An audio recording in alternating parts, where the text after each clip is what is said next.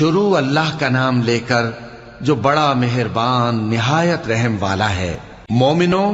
اگر تم میری راہ میں لڑنے اور میری خوشنودی طلب کرنے کے لیے مکے سے نکلے ہو تو میرے اور اپنے دشمنوں کو دوست نہ بناؤ۔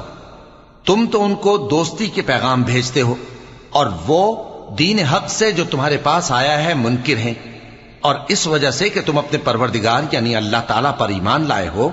پیغمبر صلی اللہ علیہ وآلہ وسلم کو اور تم کو جلا وطن کرتے ہیں۔ تم ان کی طرف پوشیدہ پوشیدہ دوستی کے پیغام بھیجتے ہو،